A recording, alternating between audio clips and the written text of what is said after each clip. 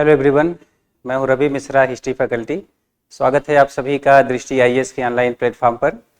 तो आप लोगों का मेंस का एग्ज़ाम अभी चल रहा है और आप लोग इतिहास विषय के प्रश्न पत्र पर मैं क्योंकि अभी चर्चा करूंगा, तो आप लोगों ने जो क्वेश्चंस अभी देखे वो क्वेश्चंस जिस प्रकार से प्रारंभिक परीक्षा के पेपर को देखते हुए ये अपेक्षा की जा रही थी कि मेंस का पेपर भी कठिन होगा, तो कमीशन ने पहले तो प्री का पेपर कठिन रख करके आप लोगों को सॉल्व किया। और वैसे तो यूपीएससी का पेपर बहुत इजी होता नहीं, लेकिन फिर भी यदि पूर्व वर्षों की तुलना में बात की जाए तो इस बार का जो मेंस का पेपर है वो अपेक्षाकृत आसान है। और यदि देखा जाए तो आसान हो या कठिन, यदि पेपर कठिन होता है तो जाहिर सी बात है कि कट ऑफ जो है वो, और पेपर सरल होता है तब की कट ऑफ, दोनों में भी अंतर देखने को मिलता है। तो मेरा मानना है कि पेपर कैसा भी हो, आप लोगों को पूरे जोश के साथ, पूरे उत्साह के साथ पेपर देना चाहिए। और यदि कठिन होगा तो सबके लिए होगा, सरल होगा तो सबके लिए होगा। ये सारी बातें तो वैसे क्लासरूम में भी आप लोगों को बताई जाती हैं। तो ये जो पेपर है यदि सरल भी है तो ऐसी स्थिति में बहुत उत्साहित होने वाली बात भी नहीं होती, और यदि कठिन होता तो भी बहुत उत्साहित होने वाली बात नहीं होती। यूपीएससी धैर्य की परीक्षा है और आप लोग धैर्य रख करके तैयारी कर रहे हैं और एक न एक दिन सफलता आपके कदम चूमेगी, आप भी जानते हैं और हम भी जानते हैं। हम लोगों की शुभकामनाएं भी आपके साथ होती हैं एक शिक्षक के तौर पर। तो यहाँ पर यदि मेंस की बात की जाए तो मेंस में इस बार के जो क्वेश्चंस हैं उसमें सबसे पहले हम लोग यदि इतिहास विषय की ओर बढ़ते हैं तो इसमें पहला ही जो प्रश्न है, फर्स्ट जो क्वेश्चन है वो है आपका मौर्य इतिहास के पुनर्निर्माण के लिए अशोक के अभिलेखों के महत्व का विश्लेषण कीजिए। देखिए, आप लोगों से जो प्रश्न इतिहास विषय में पूछा जाता है वो थोड़ा सा संतुलन बनाकर पूछा जाता है। मेंस का जो पोर्शन है उसमें एक तो आप लोगों से आर्ट एंड कल्चर से क्वेश्चंस आते हैं, दूसरा मॉडर्न हिस्ट्री से क्वेश्चंस आते हैं, तीसरा वर्ल्ड हिस्ट्री से क्वेश्चंस आते हैं, और चौथा अगर कहा जाए तो वैसे मॉडर्न हिस्ट्री के साथ जोड़ दिया जाए तो पोस्ट इंडिपेंडेंस, यदि अलग से कहा जाए तो भी पोस्ट इंडिपेंडेंस। तो ये चार पोर्शन ऐसे हैं आप लोगों के सामने जहां से क्वेश्चंस आते हैं। इस बार कमीशन ने जो प्रश्न आप लोगों से किया है वो मौर्य इतिहास के पुनर्निर्माण के लिए अशोक के अभिलेखों के महत्व का विश्लेषण कीजिए। अब देखिए, एंशिएंट हिस्ट्री से सीधा तो मेंस में क्वेश्चन बनता नहीं, वो तो प्रारंभिक परीक्षा है। यहाँ पर ये प्रश्न बना हुआ है, इसका मतलब आर्ट एंड कल्चर से क्वेश्चन। फिर यदि आप इधर तीसरे प्रश्न पर, अच्छा दूसरा ही प्रश्न देखिए, भारत में औपनिवेशिक प्रशासन और शिक्षा पर मैकाले मिनट के प्रभाव की विवेचना कीजिए। तो ये जो प्रश्न है ये मॉडर्न हिस्ट्री से है। तीसरा प्रश्न है गांधीवादी आंदोलनों का महत्व उनके द्वारा संगठित जनसमूहों में निहित था, स्पष्ट कीजिए। ये वाला जो प्रश्न है ये प्रश्न भी मॉडर्न हिस्ट्री से है। मतलब मॉडर्न हिस्ट्री से यहाँ तक आते आते दो प्रश्न हो गए। एक और प्रश्न जो इतिहास विषय से पूछा गया है वो आप लोगों से पूछा गया है कि विजयनगर की वास्तुकला अतीत की परंपराओं और समकालीन प्रथाओं के सम्मिलन का उदाहरण प्रस्तुत करती है, उदाहरणों के साथ स्पष्ट कीजिए। अब ये भी जो प्रश्न है ये आर्ट एंड कल्चर से है। तो कुल दो प्रश्न आर्ट एंड कल्चर से आए हैं और दो प्रश्न मॉडर्न हिस्ट्री से आए। वर्ल्ड हिस्ट्री से हमेशा की तरह होता यही आया है कि कभी प्रश्न कर लिया जाता है, कभी नहीं किया जाता है। इस बार नहीं किया गया है। और यदि पोस्ट इंडिपेंडेंस की बात की जाए तो वहां पर भी यहाँ पर प्रश्न नहीं किया गया है। तो दो प्रश्न आर्ट एंड कल्चर से और दो प्रश्न मॉडर्न हिस्ट्री से। पिछले कुछ समय से आर्ट एंड कल्चर का महत्व बढ़ता जा रहा है और इस बार भी वो महत्व दिखाई पड़ रहा है। मॉडर्न हिस्ट्री यहाँ पर सदाबहार की तरह है, हमेशा मॉडर्न हिस्ट्री से प्रश्न बनते ही बनते हैं और अच्छे प्रश्न बनते हैं। यदि पहले प्रश्न को उठाया जाए तो पहला जो प्रश्न है वो मौर्य इतिहास के पुनर्निर्माण के लिए अशोक के अभिलेखों के महत्व का विश्लेषण कीजिए। अब देखिए, इतिहास के पुनर्निर्माण का जो विषय है वो एक लंबे समय से चर्चा का विषय बना हुआ है और यूपीएससी ज्यादातर ऐसे प्रश्न रखता है जहां पर थोड़ा सा ज्वलंत मुद्दा हो या कोई जिस मुद्दे पर बहुत अधिक चर्चा हो रही है वहां से प्रश्न किया जाता है। इस समय पर इतिहास के पुनर्निर्माण का कार्य हो भी रहा है, पुनर्लेखन का कार्य हो रहा है। आपने देखा होगा कि एनसीईआरटी में भी हाल ही में चेंज हुआ और भी बहुत कुछ बदले जाने की बात की जा रही है। ये जो प्रश्न बार बार उठता है कि इतिहास का पुनर्लेखन, या यहाँ पर जैसे पूछा गया पुनर्निर्माण, तो जब पुनर्निर्माण की बात आती है तो ये मुद्दा ही कहाँ से शुरू हुआ। वस्तुतः है ये जो समय है वो एक लंबे समय से आप देख रहे होंगे कि भारत में राष्ट्रवादी भावना के बढ़ने का समय, और जैसे जैसे राष्ट्रीय स्तर पर जागरूकता बढ़ रही है, भारत के लोग अपने अतीत से परिचित हो रहे हैं और इस बात को समझ रहे हैं कि एक लंबे समय तक भारत पर विदेशियों का राज रहा और उन्होंने अपने ही हिसाब से इतिहास के तथ्यों को तोड़ा और मरोड़ा है। तो अभी इस समय क्या है कि पुनर्निर्माण का जो कार्य है वो बड़ी तेजी से चल रहा है। देश के जो नायक हैं उनका इतिहास दबाया गया और जो खलनायक है उन्हीं को नायक की तरह प्रस्तुत किया गया। तो इस प्रकार का जो कल्चर है, वैसे तो अभी बॉलीवुड में भी देखने को मिल रहा है। आप देख रहे होंगे कि अब पहले जो नायक का काम करते थे अभी खलनायक का काम कर रहे हैं, और उसमें मुझे लग रहा है कि बॉबी देओल नंबर 1 पर चल रहे हैं। पर चलिए, हमारे देश के लोग जैसे भी हों, नायक के रूप में हों, खलनायक के रूप में हों, हमें वो उतने बुरे नहीं लगेंगे। लेकिन जब जब विदेशी आक्रांताओं का आक्रमण हुआ है, भारत पर विदेशियों का राज रहा है, तब स्थिति अलग रही है। उन्हें कोई भी राष्ट्रवादी पसंद नहीं करेगा, उनमें खूबियां रही हों या बुराइयां रही हों। तो यहाँ पर ये जो समझने का विषय है कि मौर्य इतिहास के पुनर्निर्माण के लिए अशोक के अभिलेखों के महत्व का विश्लेषण कीजिए। अब यहाँ पुनर्निर्माण की बात है और पुनर्निर्माण में अशोक के अभिलेख का क्या महत्व है, इसी पर प्रश्न पूछा गया है। इतिहास लेखन के जो कुछ पार्ट हैं, जैसे यदि इतिहास लेखन की बात की जाए तो इतिहास लेखन में मैं थोड़ा सा इस प्रश्न की भूमिका बनाने का कार्य कर रहा हूँ। इतिहास लेखन में स्रोत होते हैं, इतिहास लेखन के जो साक्ष्य होते हैं उसमें यदि बात की जाए तो जैसे एक तो साहित्यिक साक्ष्य हो गया, एक तो साहित्यिक जो है स्रोत हो गया, और दूसरा जो है यहाँ पर कहा जाए साहित्य में तो खैर बहुत कुछ आता है। फिर यहाँ पर विदेशी यात्रियों के विवरण को भी रखा जाता है, विदेशी यात्रियों का विवरण, विदेशी यात्रियों का विवरण। और तीसरा यहाँ पर जो रखा जाता है वो रखा जाता है आपका अभिलेख या पुरातात्विक सामग्री। यहाँ पर पुरातात्विक सामग्री को रखा जाता है, पुरातात्विक सामग्री। अब पुरातात्विक सामग्री के अंतर्गत ही आता है अभिलेख, है ना, यहाँ पर अभिलेख आता है। अच्छा, एक स्रोत में बहुत कुछ चेंज किए जाने की संभावना होती है तो थोड़ा इसे कम सटीक माना जाता है। विदेशी यात्रियों के विवरण को भी कम सटीक माना जाता है क्योंकि उन्हें भारत के बारे में बहुत कुछ पता होता है और बहुत कुछ नहीं पता होता। पुरातात्विक सामग्री ये जो है अपेक्षाकृत सटीक मानी जाती, बल्कि कई बार साहित्यिक स्रोत और विदेशी यात्रियों के विवरण जो हमें प्राप्त होते हैं उसे सिद्ध करने के क्रम में हमें पुरातात्विक सामग्री का सहारा लेना पड़ता है। और यदि पुरातात्विक सामग्री साहित्यिक स्रोतों का समर्थन करती है, विदेशी यात्रियों के स्रोतों का समर्थन करती है या लेखों का समर्थन करती है, तो इसे सही माना जाता है। तो ऐसी स्थिति में एक तो मौर्य काल की बात की जाए बच्चों, तो मौर्य काल में जो साहित्यिक स्रोत हैं, एक तो अर्थशास्त्र है, चाणक्य द्वारा लिखित अर्थशास्त्र, दूसरा उसी समय पर मेगस्थनीज द्वारा लिखित इंडिका हो गई, ये सारी पुस्तकें हैं।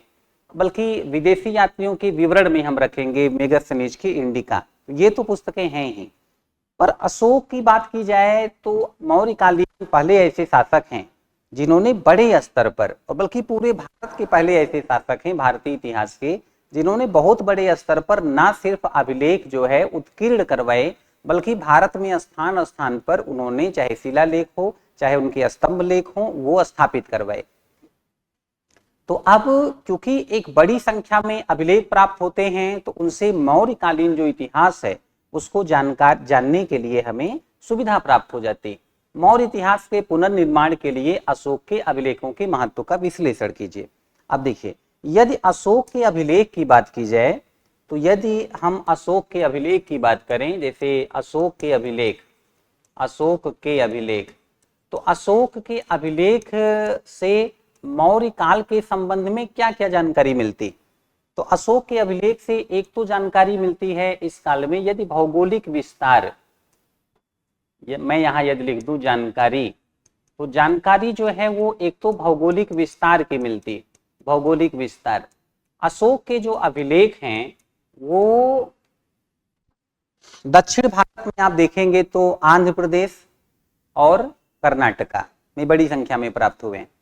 यदि हम पूर्व की ओर जाएं तो हमें बांग्लादेश तक अभिलेख प्राप्त होते हैं।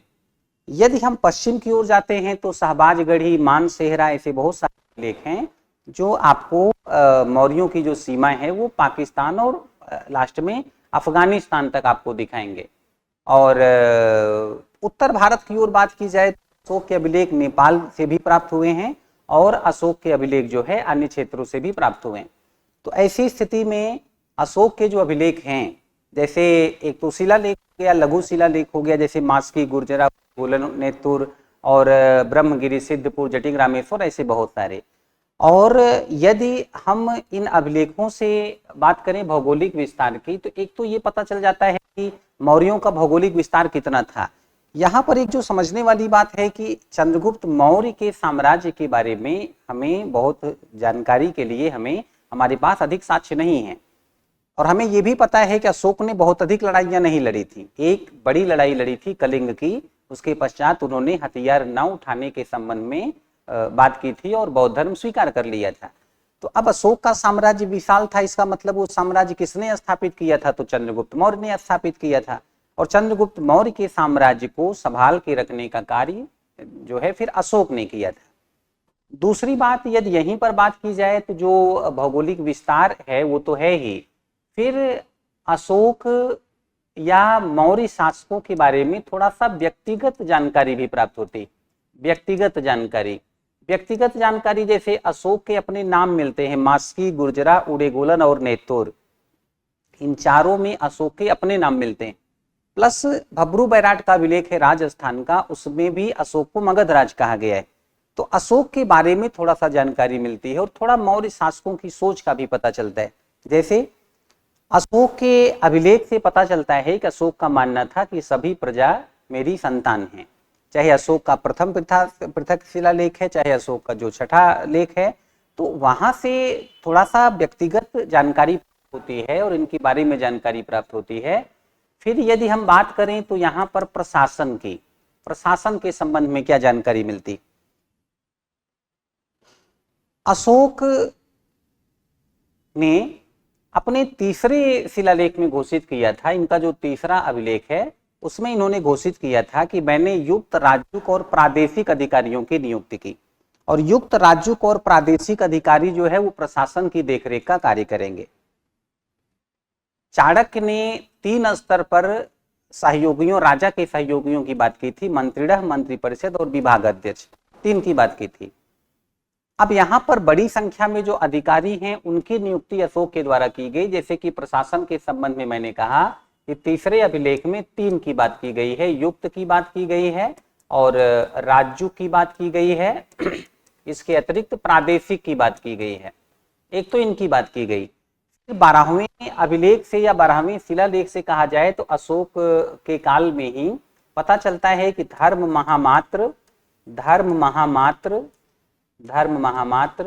और स्त्रियाध्यक्ष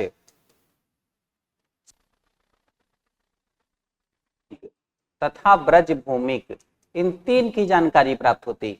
ये भी ऑफिसर के रूप में कार्य करते थे। इस प्रकार से मौर्यकालीन जो प्रशासन है उसके संबंध में जानकारी प्राप्त होती है। देखिए, ये सिर्फ अशोक के काल का प्रशासन नहीं है, बल्कि अशोक के काल के आगे भी आप पाएंगे मौर्यों का शासन एक लंबे समय तक चला है। तो ये शासन पद्धति आपको आगे भी कंटिन्यू नजर आएगी। फिर यदि कहा जाए मौर्यकालीन धर्म के संबंध में जानकारी मिलती है तो चंद्रगुप्त मौर्य तो जैन धर्म से थे, आगे चल करके अशोक बौद्ध धर्म से, और आगे और भी शासक हुए हैं जो बौद्ध धर्म से हुए। तो अशोक के जो अभिलेख हैं बच्चों, धर्म के संबंध में भी जानकारी प्रदान करते हैं कि धार्मिक क्षेत्र में अशोक के काल में क्या स्थिति थी। जैसे कि अशोक का जो दूसरा शिलालेख है उससे पता चलता है, अशोक कहते हैं कि मैंने अपने दूसरा और 13वां, यदि 2 शिलालेखों की बात की जाए तो अशोक उसमें घोषित करते हैं कि मैंने अपने धर्म प्रचार के उत्साह को या मेरे धर्म प्रचार के उत्साह को देखते हुए हमारे पड़ोसी जो देश रहे, क्षेत्र रहे, वहां मैंने धर्म प्रचारक नहीं भेजे, फिर भी उन्होंने हमारे धर्म प्रचार के उत्साह को देखते हुए बौद्ध धर्म को स्वीकार किया। अब उसमें चीन की भी बात है, उसमें जो है आप वर्मा को ले सकते हैं। तो इस प्रकार धार्मिक उत्साह देखने को मिलता है या धर्म के संबंध में जानकारी। पर यहाँ धर्म को हम सिंपल वे में नहीं लेके जा सकते। अशोक ने कलिंग युद्ध के पश्चात घोषित किया था कि मेरा लक्ष्य अब युद्ध घोष ना होकर के धम्म घोष होगा। फिर अशोक ने अब राजदूत के स्थान पर धर्मदूत स्थान स्थान पर भेजने आरंभ किए थे। तो इससे क्या हुआ कि एक होती है बच्चों राजनीतिक विजय, दूसरी होती है सांस्कृतिक विजय। यहाँ पर अशोक जो है वो सांस्कृतिक विजय को प्रोत्साहन दे रहे हैं।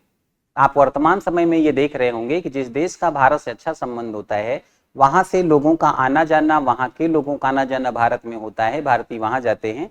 विशेष करके जो भारत में आते हैं, भारतीय वस्तुएं, भारतीय वस्तुओं को खरीदना, भारतीय संस्कृति को पसंद करना, भारत में पर्यटन को प्रोत्साहन मिलना, भारतीयों को अनेक प्रकार से लाभ मिलना, ये सारी चीजें आपको देखने को मिलती हैं। तो यहाँ पर अब अशोक ने जो सांस्कृतिक क्षेत्र में विजय का कार्य किया, ये एक बड़ी उपलब्धि रही और ये मौर्यकालीन जो जानकारी है वो यहाँ से प्राप्त होती है। अच्छा, कुछ और भी बातें हैं बच्चों जो मौर्य काल में यदि हम बात करें, मौर्य इतिहास के पुनर्निर्माण के लिए अशोक के अभिलेखों के महत्व का विश्लेषण कीजिए। तो देखिए यहाँ पर यदि हम मौर्य काल की बात करते हैं तो मौर्य काल में अब अशोक के संबंध में ही हमारे पास जानकारी का अभाव था। लेकिन सबसे पहले जब 1737 ईस्वी में, बल्कि 1750 ईस्वी में टी फैंथलर ने अशोक का अभिलेख खोजा था। टी फैंथलर ने अशोक का अभिलेख खोजा था और 1837 ईस्वी में जेम्स प्रिंसेप ने अशोक का अभिलेख पढ़ा था। तो इसके बाद जब अशोक के अभिलेखों को पढ़ा जाना संभव हुआ, उससे पूर्व हम अशोक के संबंध में बहुत सारी ऐसी बातें थी जिसके बारे में दावे के साथ नहीं कर सकते थे। जैसे कि अशोक का अपना जो बौद्ध धर्म था, कुछ लोगों का मानना था कि अशोक ने विदेशों में बौद्ध धर्म का प्रसार किया किंतु भारत में भी बौद्ध धर्म का प्रसार कर दिया। कुछ लोग कहते थे कि ये अशोक जो है उनके अपने दिमाग के ऊपर से बहुत सारी बातें कही जाती थी। पर देखिए अशोक का यहाँ पर जो धम्म है भारत में, वो कई सारे धर्म के तत्वों को लिए हुए है। ये बात हमें अभिलेखों से पता चलती। अब जैसे अशोक धर्म प्रचार करवाए, अशोक के अभिलेखों से पता चलता है। फिर अशोक जो है उन्होंने अपने जो धर्म प्रचार के कार्य थे उसमें 4 आर्य सत्यों की चर्चा नहीं की, भारत के संबंध में बात की जाए, अष्टांगिक मार्गों की चर्चा नहीं की, बल्कि वो स्वर्ग प्राप्ति की बात करते हैं, के लिए झांकियां निकलवाते हैं, स्वयं को देवा नाम प्रिय कहते हैं। तो इससे पता चलता है कि अशोक यहाँ पर बौद्ध धर्म की पूरी तरह से नकल नहीं कर रहे थे। और ये जो अशोक का कार्य है और फिर मौर्य शासकों द्वारा धार्मिक क्षेत्र में जो सहिष्णुता का कार्य है, कहीं ना कहीं मौर्य साम्राज्य को अस्थायित्व प्रदान करने में, मौर्य साम्राज्य को शक्ति प्रदान करने में इनकी अपनी भूमिका थी। तो अब क्योंकि ये सारी बातें हमें अभिलेखों से पता चल रही, चाहे वो मौर्य कालीन राजनीतिक स्थिति हो, यानी कि अशोक के जो अभिलेख हैं, अशोक के यहाँ पर अशोक के जो अभिलेख हैं, अशोक के अभिलेख इनसे मौर्यकालीन राजनीतिक स्थिति का ज्ञान प्राप्त हो रहा है। राजनीतिक स्थिति और फिर जो है प्रशासनिक स्थिति,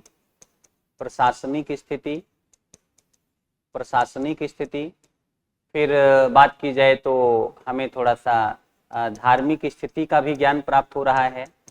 हमें यहाँ पर धार्मिक स्थिति का भी ज्ञान प्राप्त हो रहा है ना। फिर सांस्कृतिक स्थिति की बात की जाए अलग से तो हमें सांस्कृतिक स्थिति की भी जानकारी प्राप्त हो रही है, सांस्कृतिक स्थिति की। और सबसे बढ़कर के ये सारे जो जानकारी या सारी जो जानकारी है वो इतिहास या मौर्यकालीन इतिहास के पुनर्निर्माण का कार्य करने में सहयोगी है। और यही आपसे पूछा जा रहा है कि मौर्य इतिहास के निर्माण के लिए अशोक के अभिलेखों के महत्व का विश्लेषण कीजिए, है ना। अशोक के अभिलेख यहाँ पर कितने महत्वपूर्ण हैं, यही यहाँ पर चर्चा की जा रही है। ये और भी महत्वपूर्ण इसलिए हो जाते हैं क्योंकि मौर्यकालीन इतिहास के संबंध में हमारे पास साक्ष्यों का या बुक्स का या स्रोतों का अभाव है। तो इसलिए अशोक के अभिलेखों का महत्व यहाँ पर बढ़ जाता है और इन्हीं सारी बातों को विस्तार पूर्वक आपको अपने उत्तर में लिखने का कार्य करना था। अब यदि हम दूसरे प्रश्न पर आते हैं तो जो दूसरा प्रश्न है यहाँ पर ये है भारत में औपनिवेशिक प्रशासन और शिक्षा पर मैकाले मिनट के प्रभाव की विवेचना कीजिए। 150 शब्द में पहला प्रश्न था और फिर 150 शब्द में ही दूसरा प्रश्न है। तो यहाँ पूछा गया है कि भारत में औपनिवेशिक प्रशासन और शिक्षा पर मैकाले मिनट के प्रभाव की विवेचना कीजिए। देखिए, जो मैकाले मिनट है, यदि उसकी बात की जाए तो डायरेक्ट उसकी बात ना करते हुए हम थोड़ा सा फिर पीछे की पृष्ठभूमि देखने का प्रयास करेंगे। मैकाले भारत में जिस समय आया उससे पहले ही भारत में शिक्षा पर व्यय करने के लिए 1813 ईस्वी में 1 लाख की राशि का प्रावधान था। और 1 लाख की जो राशि का प्रावधान था, ब्रिटिश पर सोच नहीं पा रहे थे कि कहां पर खर्च कर दिया जाए। अच्छा चलिए, 1813 ईस्वी में ही ऐसा क्यों किया गया, इसके पीछे की भी अपनी कहानी। भारत में एक लंबे समय तक शासन करने के पश्चात ब्रिटिश द्वारा बहुत बड़े स्तर पर धन की निकासी करके वह धन ब्रिटेन भेजा गया। ब्रिटेन ने उसी धन से बड़ा डेवलपमेंट का कार्य किया और उसी धन से वहां पर नए इनोवेशन, नए रिसर्च और बहुत कुछ ऐसे आए, नए आइडियाज। जब पैसा होता है तो फिर दिमाग काफी तेजी से चलता है। कुछ लोगों का सही दिशा में जाता है, कुछ लोगों का गलत दिशा में। अंग्रेजों का सही दिशा में जा रहा था, लेकिन हमारे लिए वह बहुत सही नहीं था। तो ऐसी स्थिति में ब्रिटेन में आप देखेंगे कि जो कार्य दुनिया हाथों से कर रही थी, वो कार्य ब्रिटेन में मशीनों से होने लगे। बड़े स्तर पर उत्पादन का कार्य, बड़े स्तर पर जो है सप्लाई का कार्य, आप रेलवे से लेकर के तमाम प्रकार की चीजें, वाष्प चालित इंजन कहिए, वाष्प चालित जो है आगे चल करके आप शिप कहिए, ट्रेन कहिए, सारी चीजें प्रभाव में आने लगे।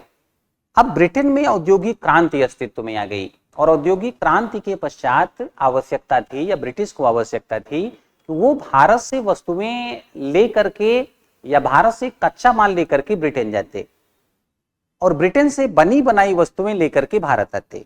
दरअसल औद्योगिक क्रांति के पश्चात, यदि हम औद्योगिक क्रांति की बात करें, औद्योगिक क्रांति ब्रिटेन में, औद्योगिक क्रांति ब्रिटेन में, औद्योगिक क्रांति ब्रिटिश द्वारा भारत में जब उपनिवेश स्थापित किया गया बच्चों, तो उसके 3 चरण रहे।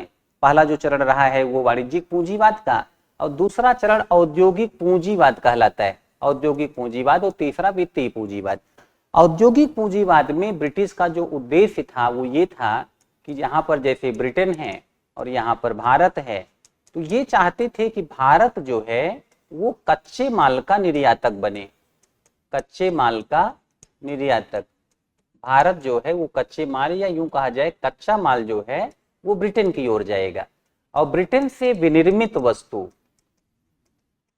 ब्रिटेन से विनिर्मित वस्तु जो है ये भारत की ओर आएगी। यही यहाँ पर ब्रिटिश का उद्देश्य था। तो अब ऐसी स्थिति में भारत में ब्रिटेन की वस्तु पहुंचेगी तो भारत के लोग उसे क्यों खरीदने लग गए। उसके लिए आवश्यकता थी कि भारतीयों का थोड़ा सा सोच विचार और पहनावा आदि बदले, और ये तब संभव था जब भारतीय पश्चिम की संस्कृति से प्रभावित होते, और ये तब संभव था जब भारतीय अपनी संस्कृति की ओर से थोड़ा सा मुड़ते, या उनकी जो सामाजिक परंपराएं थी उसको लेकर के उनकी जो मान्यताएं थी थोड़ा कमजोर होती, तभी उनको पश्चिम की संस्कृति से प्रभावित किया जा सकता था। और पश्चिम की संस्कृति से तब प्रभावित किया जा सकता था जब उनको पश्चिम का नॉलेज दिया जाता, मतलब एजुकेशन सिस्टम को सुधारना था। भारत के एजुकेशन सिस्टम को इस प्रकार से कर देना था कि भारतीय जो है वो पश्चिम की संस्कृति के बारे में ना सिर्फ अध्ययन करते बल्कि पश्चिम के विचार व्यवहार को अपनाने भी लगते। कुल मिला जुला करके ब्रिटिश का उद्देश्य था भारत को ब्रिटेन निर्मित वस्तुओं का बाजार बना देना। इसी समय पर 2 विचारधाराएं आई थी, एक का नाम था उदारवादी विचारधारा, दूसरे का नाम योगितावादी विचारधारा। ये दोनों जो विचारधाराएं थी इन्होंने भी यहाँ पर औद्योगिक क्रांति की उपज थी दोनों ही, और दोनों ने ही ब्रिटिश वस्तुओं के लिए बाजार बनाने का प्रयास किया। दोनों विचारधाराओं ने भारत में व्यापक स्तर पर सुधार परिवर्तन की बात की। तो अब जो सुधार परिवर्तन की बात है यहाँ पर उसी को आगे बढ़ाने का कार्य कर रहा था मैकाले। तो मैकाले जो है वो उदारवादी विचारधारा से प्रभावित था। जिस समय पर मैकाले भारत आया उस समय पर यह प्रयास था, गवर्नर जनरल विलियम बेंटिंग का प्रयास था कि भारतीय अपनी सामाजिक परंपराओं से थोड़ा सा दूर हो जाएं और अंग्रेजी शिक्षा प्राप्त करके पश्चिम की संस्कृति से प्रभावित हो जाएं। इसी क्रम में विलियम बेंटिंक ने कुछ सुधारवादी कार्य किए, जैसे सती प्रथा को समाप्त किया, जैसे ठगी प्रथा को समाप्त किया, जैसे कि गुलाम व्यवस्था को समाप्त कर दिया। तो ऐसी स्थिति में भारतीय जो है एक बड़ा भारतीय वर्ग ब्रिटिश का समर्थक हो गया। और धीरे धीरे करके जब भारत में शिक्षा व्यवस्था की, तो शिक्षा व्यवस्था को लेकर के थोड़ा विवाद उठा और उसमें दो विचारधाराएं उभर करके सामने आई। एक आंग्ल शिक्षा का समर्थन कर रही थी और दूसरा प्राच्य शिक्षा का समर्थन कर रही थी।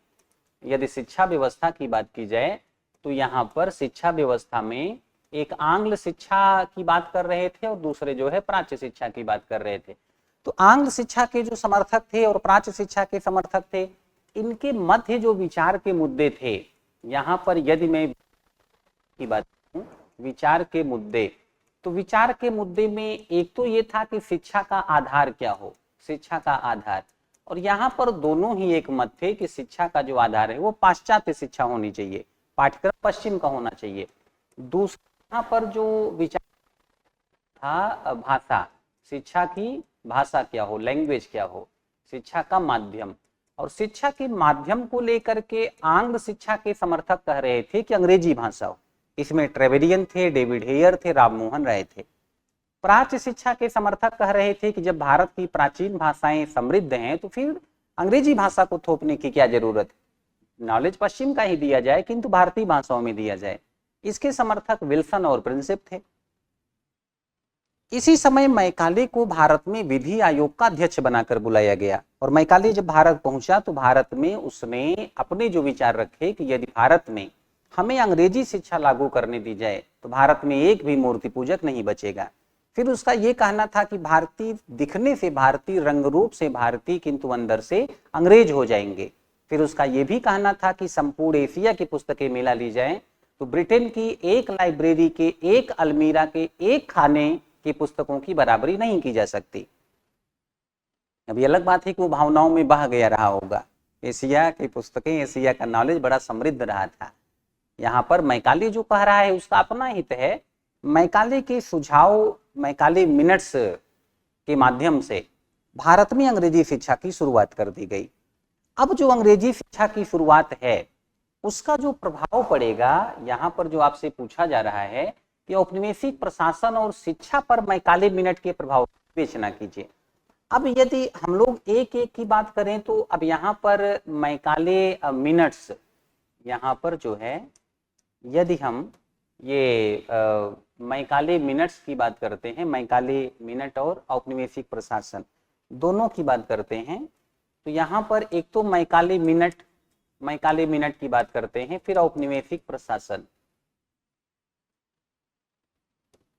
ये मैकाले मिनट के प्रभाव से उठाते हैं, मैकाले मिनट का प्रभाव, मैकाले मिनट का प्रभाव। और दो चीजों पर पूछा गया है, एक तो औपनिवेशिक प्रशासन पर पूछा गया और दूसरा जो है शिक्षा पर पूछा गया। तो यहाँ पर हम यदि थोड़ा सा शिक्षा की बात कर लेते हैं, शिक्षा और फिर इधर औपनिवेशिक प्रशासन, औपनिवेशिक प्रशासन। तो सबसे पहले शिक्षा की बात करते हैं। शिक्षा में इसी के पश्चात दरअसल मैकाले का मानना था कि फिल्ट्रेशन थ्योरी, अधोमुखी निस्यंदन का सिद्धांत, इसका मतलब है कि शिक्षा जो है वो छन छन करके पहले मुट्ठी भर लोगों को शिक्षित किया जाएगा, फिर वो अन्य लोगों को शिक्षित करने का कार्य करेंगे और धीरे धीरे करके ऐसी स्थिति में क्या होगा कि बहुत सारे लोगों को अंग्रेजी का ज्ञान हो जाएगा। पर ऐसा हुआ नहीं। कुछ लोगों ने अंग्रेजी शिक्षा प्राप्त की, जो धनी वर्ग था उन्होंने अंग्रेजी शिक्षा प्राप्त की, फिर वो शिक्षा अपने तक ही रखी, तो बाकी लोगों तक शिक्षा बढ़ी नहीं और ये एक लंबे समय तक चलता रहा।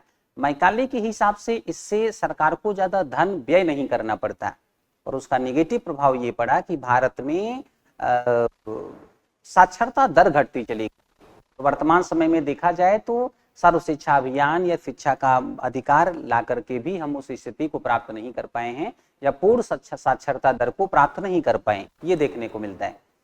तो शिक्षा पर इसका जो है थोड़ा सा नकारात्मक प्रभाव पड़ेगा। सकारात्मक को हम थोड़ा सा पहले लेते हैं। पश्चिम के ज्ञान विज्ञान से थोड़ा सा परिचित हुए और हमें उसका विशेष लाभ तो नहीं प्राप्त हो पाया, आंशिक लाभ ही मिला, लेकिन फिर भी हमें पश्चिम में हो रहे परिवर्तनों का ज्ञान प्राप्त हो गया और फिर हम पश्चिम में हुए परिवर्तनों को भारत में लागू करने के क्रम में ही आगे चलकर सुधार परिवर्तन को प्रोत्साहन देने लगे। और फिर इसी संबंध में कहा जाता है कि अंग्रेजों द्वारा प्रदत्त हथौड़े को हमने अंग्रेजों द्वारा बांधी गई जो है चैन थी एक, उसको तोड़ने का कार्य किया है ना। तो ऐसी स्थिति में हम जब शिक्षा पर प्रभाव लिखेंगे तो थोड़ा सकारात्मक नकारात्मक दोनों प्रभाव की बात करेंगे। औपनिवेशिक प्रशासन की बात करेंगे तो जिन लोगों ने अंग्रेजी शिक्षा प्राप्त की वो ब्रिटिश के समर्थक हो गए, आरंभ में तो यही था। तो औपनिवेशिक शासन की जड़ें थोड़ा सा मजबूत होंगी। दूसरी बात ये होगी कि बड़े पदों पर तो नहीं, पर निचले पदों पर भारतीयों को नियुक्त करना आसान होगा, उन भारतीयों को जो अंग्रेजी शिक्षा का ज्ञान रखते थे। अंग्रेजों की ऑफिशियल जो लैंग्वेज थी वो इंग्लिश लैंग्वेज थी। तो यहाँ पर जो अंग्रेज हैं वो निचले जो पद हैं उसमें भारतीयों को रखेंगे। आगे चल करके बड़े पदों पर भी भारतीय कंपटीशन करेंगे। 1864 में सत्येंद्र नाथ टैगोर और आगे और भी सुरेंद्र नाथ बनर्जी ऐसे लोग जो आईसीएस का एग्जाम क्लियर करेंगे, तो आप देखेंगे कि कहीं ना कहीं औपनिवेशिक प्रशासन में इसका लाभ प्राप्त होगा। तीसरी बात, धीरे धीरे करके जब भारत में ब्रिटिश कल्चर का प्रभाव बढ़ जाएगा तो फिर भारत में ब्रिटिश की स्वीकार्यता भी बढ़ती चली जाएगी। इससे ब्रिटिश की स्थिति और मजबूत होगी और ये मैकाले मिनट का शिक्षा पर प्रभाव होगा और फिर औपनिवेशिक प्रशासन पर प्रभाव होगा। अब इन सारी बातों को आपको यहाँ पर समेटने का कार्य करना है। ये जो सारी बातें हैं आप यहाँ पर उसे समेटने का कार्य करेंगे। तो ऐसी स्थिति में, और यही आपसे पूछा जा रहा है, आपसे यहाँ पर जो प्रश्न पूछा जा रहा है कि भारत में औपनिवेशिक प्रशासन और शिक्षा पर मैकाले मिनट के प्रभाव की विवेचना कीजिए, है ना। तो आपको यही उठा करके मैकाले मिनट के समय की जो पृष्ठभूमि है उसको ध्यान में रखते हुए फिर आगे आपको थोड़ा सा प्रभाव मैकाले मिनट या मैकाले के सुझाव पर जो शिक्षा व्यवस्था शुरू हुई उसका जो प्रभाव है वही आपको यहाँ पर लिखना है। अगला प्रश्न आता है, तीसरा जो प्रश्न पूछा गया कि गांधीवादी आंदोलनों का महत्व उनके द्वारा संगठित जन समूहों में निहित था, स्पष्ट कीजिए। 150 शब्दों में है, 10 मार्क्स का है कि गांधीवादी आंदोलनों का महत्व उनके द्वारा संगठित जन समूहों में निहित था, स्पष्ट कीजिए। तो महात्मा गांधी की सबसे बड़ी जो ताकत थी वो थी लोगों को संगठित करने का कार्य करना, वो थी यहाँ पर लोगों को संगठित करने का कार्य करना।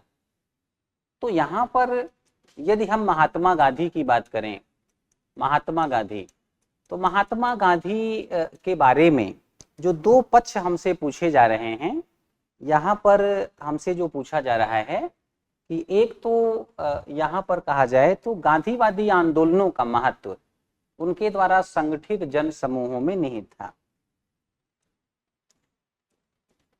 आंदोलनों का महत्व और संगठित जन समूह, संगठित जन समूह, ये दो बात यहाँ पर की जा रही है। देखिए हम आंदोलन पर तो बाद में आएंगे, पहले हम संगठित जनसमूह की बात करेंगे। और यदि हम संगठित जनसमूह की बात करें तो बच्चों महात्मा गांधी की जो सबसे बड़ी ताकत थी वह थी लोगों को संगठित करके रखना। ये साउथ अफ्रीका में गए थे एक वकालत के कार्य से, वहीं पर इनको मेरी में ट्रेन से जो है बाहर फेंकने का कार्य किया गया। महात्मा गांधी ने वहां से राजनीति करनी शुरू की। 1893 की घटना है। 1894 ईस्वी में नटाल इंडियन कांग्रेस की स्थापना की। इन्होंने नटाल नामक स्थान पर इंडियन कांग्रेस की स्थापना कर दी। तो ऐसी स्थिति में महात्मा गांधी ने यहाँ पर साउथ अफ्रीका में एक तो वहां के लोगों को रंगभेद का सामना करना पड़ता था साउथ अफ्रीका में, फिर कुछ भारतीय वहां जाकर बसे हुए थे।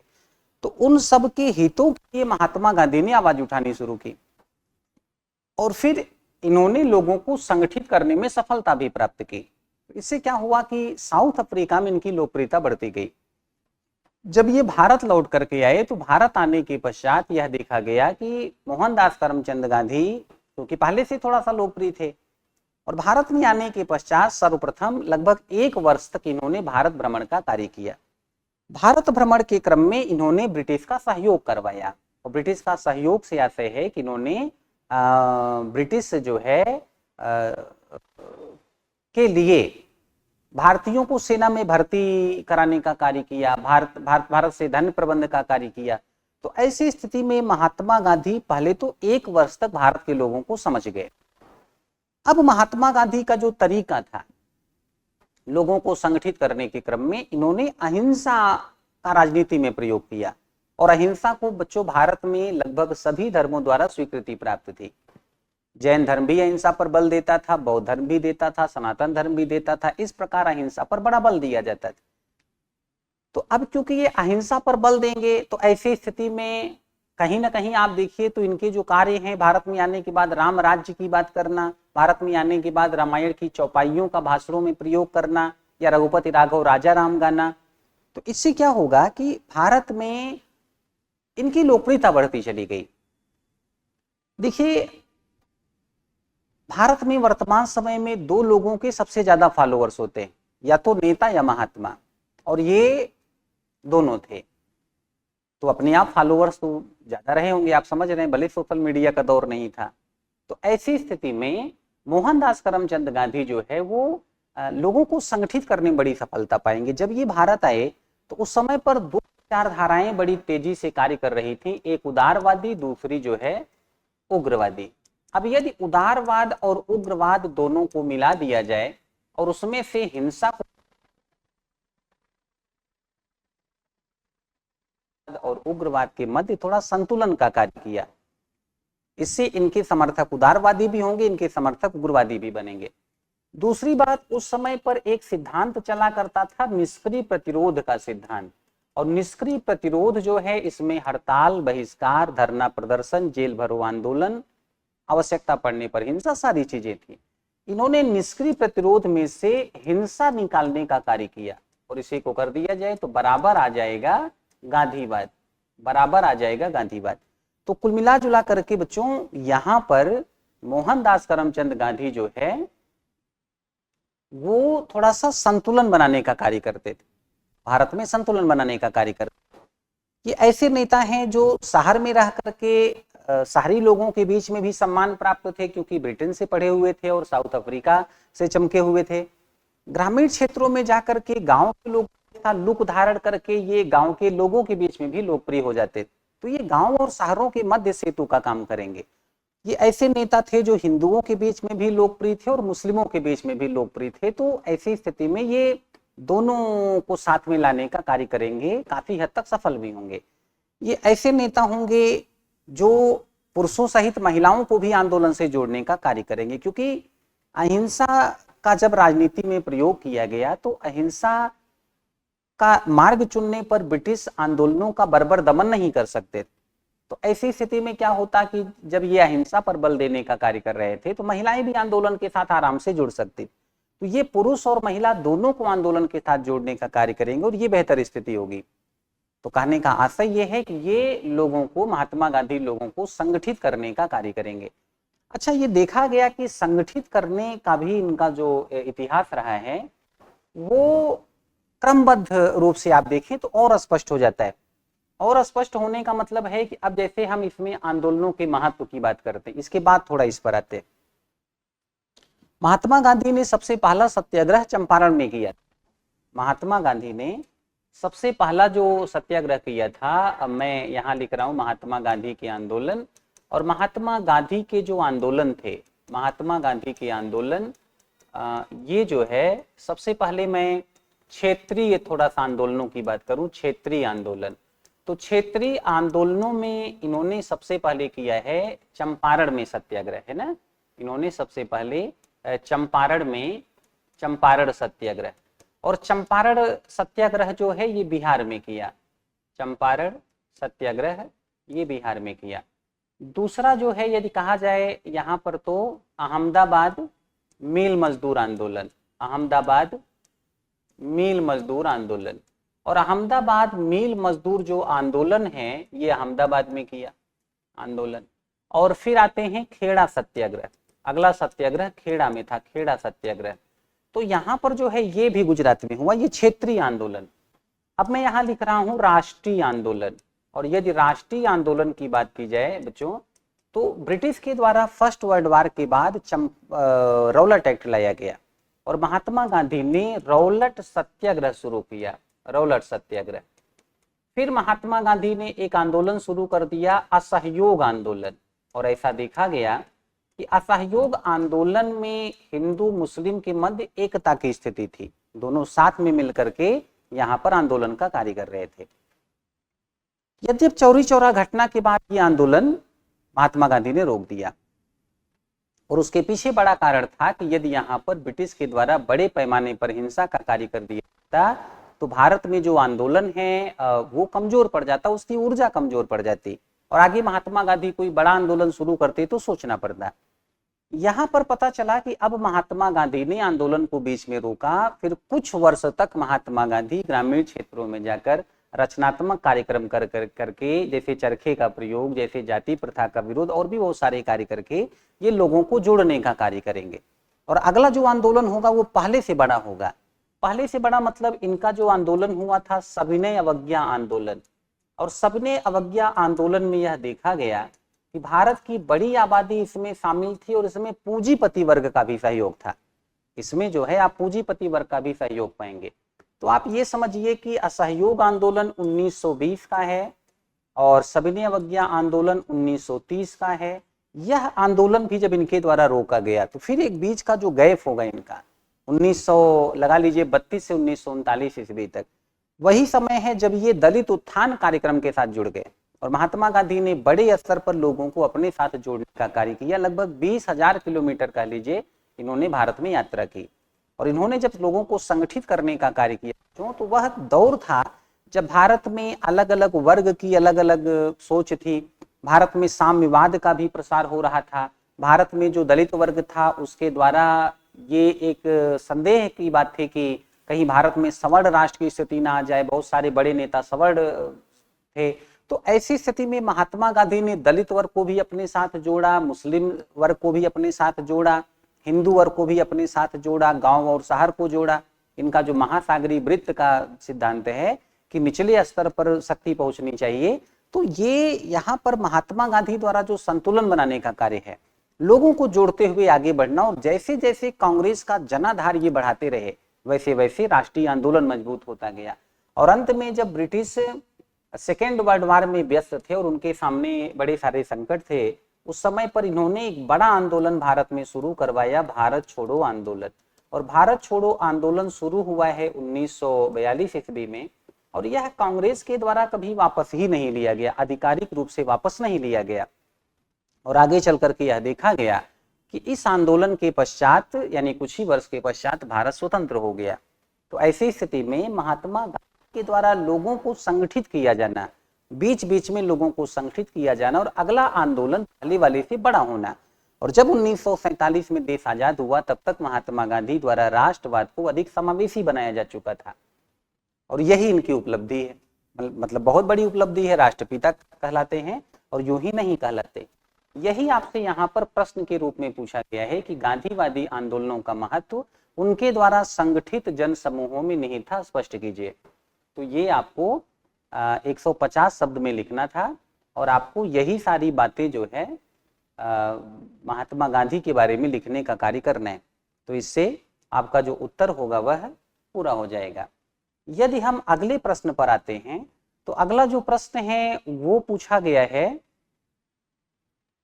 विजयनगर साम्राज्य से। विजयनगर वास्तुकला अतीत की परंपराओं और समकालीन प्रथाओं के सम्मिलन का उदाहरण प्रस्तुत करती है। उदाहरणों के साथ स्पष्ट कीजिए। तो 250 शब्द में ये उत्तर लिखने का कार्य करना है। और जैसा कि हम लोगों ने पहले ही बात की थी, ये जो प्रश्न है वो कला और संस्कृति से ही है, आर्ट एंड कल्चर से। तो विजयनगर के बारे में यदि कला की बात की जाए, कला और संस्कृति की,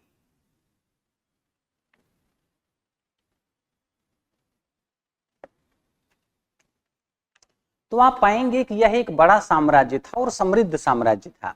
यह एक बड़ा साम्राज्य था और समृद्ध साम्राज्य था। अब विजयनगर क्योंकि समृद्ध साम्राज्य था और एक अस्थायी रूप से या एक लंबे समय तक यह अस्थायित्व को प्राप्त करता रहा, इसका अर्थ है किसी पानी के बुलबुले की तरह स्थिति नहीं है कि बस दिखा और नष्ट हो गया। एक लंबे समय तक ये दक्षिण भारत के आकाश पटल पर छाया रहा। तो इस काल में जो कला संस्कृति का कार्य है इनके द्वारा, यानी कि विजयनगर के शासकों के द्वारा, इसमें दो पहलू पर बात की गई। वास्तुकला अतीत की परंपराओं और समकालीन प्रथाओं के सम्मिलन का उदाहरण प्रस्तुत करती। देखिए बच्चों, भारत में वास्तुकला की बात की जाए तो बहुत पहले ही भारत में 3 प्रकार की शैलियों में वास्तुकला का निर्माण किया गया था। 3 शैलियां, वास्तुकला, वास्तुकला या स्थापत्य कला। स्थापत्य कला, इसकी 3 शैलियों में या 3 शैलियों का विकास हुआ था। 3 शैलियों में एक शैली तो कहा जाए तो नागर शैली। नागर शैली में बड़ी संख्या में मंदिर बने थे और हिमालय से ले लीजिए आप तो या कश्मीर से लेकर नीचे तक आइए विंध्य पर्वत तक। दूसरा यहाँ पर बेसर शैली, विंध्य पर्वत से लेकर के कृष्णा नदी तक का क्षेत्र आप देखेंगे कि बेसर शैली के मंदिरों से भरा पड़ा था। तीसरा आते हैं द्राविड़ शैली, और द्राविड़ शैली के जो मंदिर थे बड़ी संख्या में यहाँ पर कृष्णा नदी से साउथ में और कन्याकुमारी तक मंदिर का निर्माण किया गया।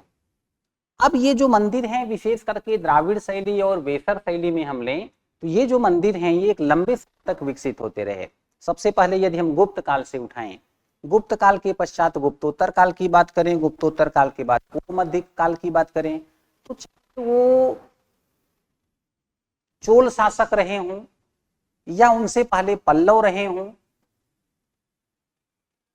या उनके बाद होयसल रहे हों, आप देखेंगे कि दक्षिण भारत में स्थापत्य निर्माण के क्षेत्र में बड़ी प्रगति होती रही।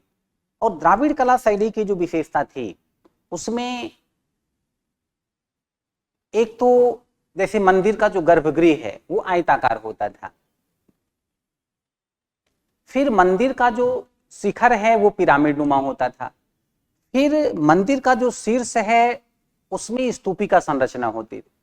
तो ये सारी जो विशेषताएं हैं और धीरे धीरे करके उसमें जो विशेषता जोड़ती गई थी, जैसे आप चोल काल तक आते आते पाते हैं कि मंदिर निर्माण के कार्य में कल्याण मंडप का प्रयोग किया जाता था। कल्याण मंडप का मतलब हो गया कि मंदिर में जब आप सीढ़ियों से प्रवेश करते हैं, प्रवेश द्वार के अंदर जाते हैं तो आपको एक बड़ा सा सभा भवन दिखता है। तो जो मंडप है, स्तंभ और मंडप, इसका निर्माण होने लगा था। तो अब आप स्तंभ और मंडप का जो निर्माण है वो यहाँ भी देखने को पाएंगे। यदि हम विजयनगर की बात करें, विजयनगर तो यहाँ पर आप देखेंगे मंडप निर्माण है ना, मंडप निर्माण।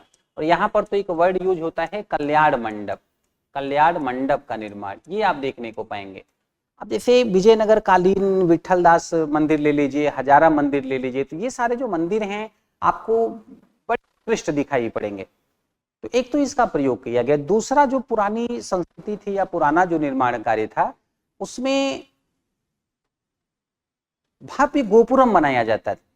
भव्य गोपुरम का मतलब जैसे ये लगा लीजिए कि यहाँ पर ये मंदिर हो गया आयताकार गर्भगृह, और इसके ऊपर जैसे आपने पिरामिड नुमा संरचना देख ली, इसके ऊपर आपने पिरामिड नुमा संरचना देख ली, फिर स्तूपिका देख लिया, तो चारों ओर जो है यहाँ पर एक विशाल प्रांगण होता था, चार दीवारी से घिरा होता था, और यहाँ पर प्रवेश द्वार होता था जो कई मंजिला बनता था, उसे गोपुरम कहा जाता था, गोपुरम। तो इस काल में आप देखेंगे कि गोपुरम जो है वो यहाँ पर जो गोपुरम है वो मंदिर निर्माण की एक बड़ी विशेषता के रूप में उभर करके सामने आया था। और आप विजयनगर में भी भव्य गोपुरम का निर्माण देखेंगे, भव्य जो है गोपुरम का निर्माण देखेंगे। तो ऐसी स्थिति में ये तो कुछ पुरानी संस्कृतियों को अपने आप में समेटे हुए, विजयनगर की जो स्थापत्य कला है वो कुछ पुरानी संस्कृतियों को अपने आप में समेटे हुए। दूसरा कार्य जो यहाँ पर आप देखने को पाते हैं, यदि समकालीन संस्कृति की बात की जाए तो यहाँ पर यह भी पूछा जा रहा है कि समकालीन प्रथाओं के सम्मिलन का उदाहरण प्रस्तुत करती है। तो समकालीन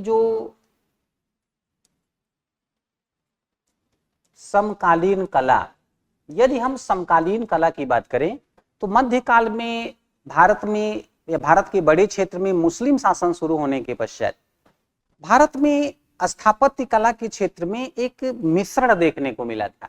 एक तो इंडिया की अपनी शैली थी, जैसे यहाँ पर मैं बात करूं जो इंडिया की शैली थी, जैसे यहाँ पर ये कह दिया जाए कि इंडो, यहाँ पर कह दिया जाए इंडो, और यहाँ पर कह दिया जाए इस्लामिक, इंडो इस्लामिक। अब इंडो इस्लामिक में, इंडो में जैसे सहतीरी शैली ले लीजिए, सहतीरी शैली, सहतीरी शैली, और इसके पश्चात जो है स्तंभ निर्माण का कार्य, स्तंभ निर्माण, ये सारी चीजें ले लीजिए आप। और इस्लामिक शैली में गुंबद ले लीजिए, गुंबद ले लीजिए, फिर मेहराब ले लीजिए, इन सारी चीजों का निर्माण, मेहराब।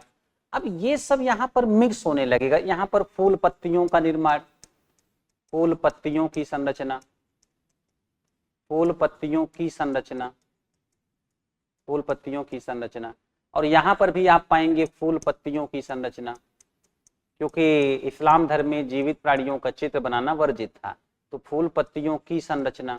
तो ये सारी चीजें आगे चल करके आपको मिक्स होती दिखेंगी, तो एक शैली विकसित हो जाएगी, इंडो इस्लामिक शैली। यहाँ पर इंडो इस्लामिक शैली का विकास हो जाएगा, ये समझने का विषय।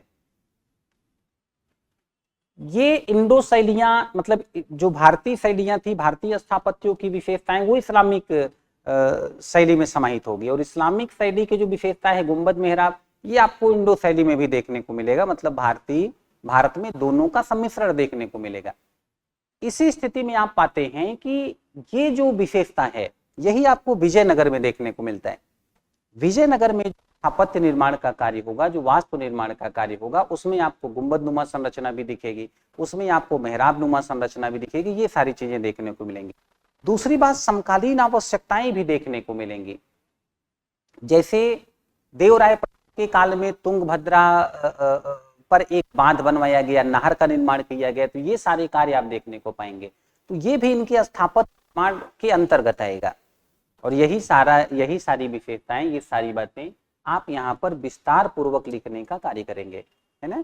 आपसे यहाँ पर जो पूछा गया है वो यही पूछा गया है कि विजयनगर वास्तुकला अतीत की परंपराओं और समकालीन प्रथाओं के सम्मिलन का उदाहरण प्रस्तुत करती है, उदाहरणों के साथ स्पष्ट कीजिए। तो इन्हीं बातों को आपको थोड़ा सा विस्तार से यहाँ पर लिखने का कार्य करना था। तो मुझे उम्मीद है कि आप लोग